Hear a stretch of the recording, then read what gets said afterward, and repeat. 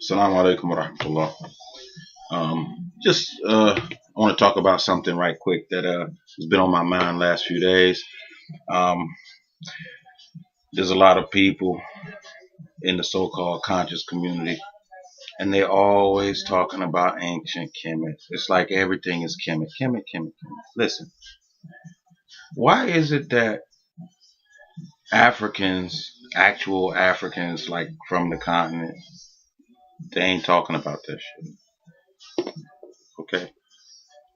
See, I think our clinging on to Kemet is really due to uh, low self-esteem as a people. You understand? And so we want to latch on to anything that was great and black and African. Okay.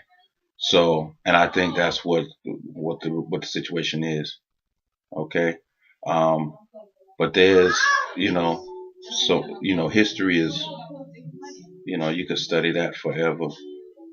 You know, and each place, each country, each group of people, they have you know their own unique history, and some of it overlaps with other. It has to overlap with other people because we deal with other people. It's just human nature.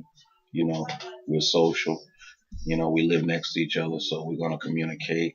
We're gonna have conflicts. We're gonna have happy times. That's just the way nature of being human. Um, but that's something that struck me as I thought about it. Like, why is it these continental Africans talking about Kemet like that? We had like a lot of us had like it's Kemet, always Kemet, always Kemet, always Kemet. You understand? But if you look at Africans, whether they from Egypt or from other parts of Africa, they ain't talking about all that stuff like that. They ain't arguing about it. They none of that. But they over here handling their business. They over here opening businesses. You understand? They over here getting an education. I saw a statistic that said that 42% of continental Africans that come to the U.S. and stay, over 42% of them get their 4-year college degree, at least a bachelor's. That's amazing to me. That is amazing. See, um, Dr. Claude Anderson says, he talks about our lack of ownership and control of wealth and resources. It's the same now as it was pre-Civil War. Okay, so financially, um, we have individuals that have made it, but as a whole, as a group, our situation hasn't changed much. So, and we all focus. Well, not all of us. Many of us are focused on ancient Kemet, ancient Kemet, ancient Kemet. But the people that's from there ain't thinking about that stuff. But they over here handling their business. They own the stores in your neighborhood. They own the hair braiding shops. They own the restaurants. You understand? They own, you know what I mean? Like black people, black Americans, get your minds right. Okay. Um, you know, handle your business. Get your finances in order. You understand? Concentrate on owning and controlling wealth and resources. Okay. If we got the wealth and resources, we already got a large enough population. Okay, although now we're in third place behind the Latinos. Okay, but we have a large enough population, and we control, and we're the if not the majority in certain areas, we are close second. And if we get our issues straight with wealth and resources, we could change a lot of our political situation.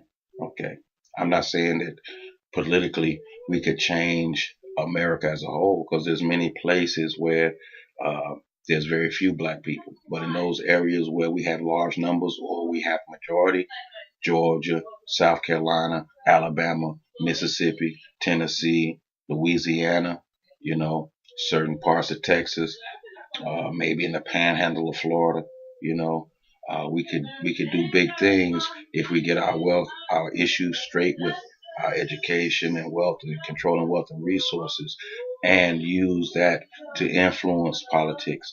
Like Dr. Claude Anderson says, you buy or rent politicians. Okay, these politicians, these black politicians now, they want our votes, but they're not gonna really give us nothing for our vote. They're gonna give America what they think America needs, and whatever good they do for America that trickles down to us, they happy with that. If they fix the unemployment rate or whatever, they'll talk about that. But, they're not going to do nothing for us specifically. You understand? They'll do things for the LGBT community specifically. They'll do things for the Latino community specifically. Donald Trump told his people what he was going to do for them. Okay, he told them exactly what he was going to do for them. And yeah, maybe one or two black people would benefit from the things that Donald Trump was pushing, but he was talking to white men primarily, and maybe white women secondly. Okay, but those are the people that he was talking to. He was talking about bringing back their factories, bringing back the coal industry. Yeah, you have some black people and some Latin people, if working in those industries, but for the most part, he was talking to his people. Okay, I was 2% black. You understand? I don't know what the deal is with other states like Ohio and Michigan and whatnot. The percentage of those states that are black, but most of those states up there, once you get out of the urban centers, you have very few black people. Whereas in the southeast, uh, there's a large number of black people in the cities and in the rural areas, and in some of those small towns, black people are the majority. You know, I was surprised to find that I think it was 2018, the town that I was born in Georgia, Statesboro, elected their first black mayor in the history of the town. Okay, so, I was surprised by that. But black people probably actually have a numerical advantage over white people in Bullock County, so they could elect the mayor and the county commission if they had their minds right, if they voted as a block, for people that was going to champion their issues. At the same time, though, you need to be able to finance these candidates. You understand? And if you can't finance them, then they're going to listen to the people that have the money to finance them. Okay. Um, my hometown where I grew up at, because I was born in Statesboro, which is in Bullock County, but I grew up in Milledgeville. Milledgeville is almost a dead even split between black and white. Okay, and if we had our issues straight as far as our education and controlling wealth and resources, we could have a big impact in a city like that, in the county as a whole, Baldwin County. Milledgeville is in Baldwin County. Okay, but if our finances are lacking, even if we vote for people, they're gonna listen to the people that's got the money, that's paying the bills. Like Dame Dash says, if you ain't spending your money, you ain't the boss. Period. Okay, that's it. Business. That's it. Government. That's it. Everything, man. That's real. So yeah, this is my opinion. What I think black people need to be concerned about and thinking about: education, finances, owning and controlling wealth and resources. That's it. I ain't got time to argue with niggas about kemet.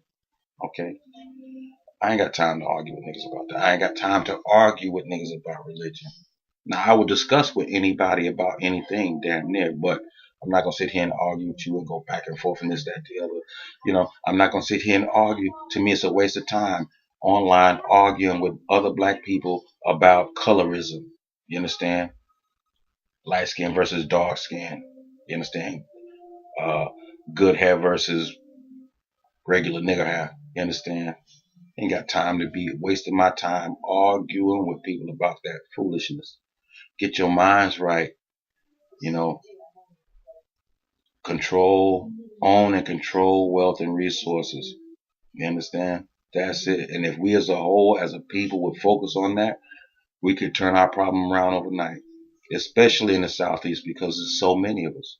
It's just so many of us. So my advice, everybody, um, read and study Dr. Claude Anderson. Listen to what he said. It really, like Dame Dad says, if you ain't spending your money, you ain't the boss. So with that being said, I'm interested to know what people think about it. Leave a comment, like, share, subscribe. Assalamu alaikum wa rahmatullahi wa barakatuh.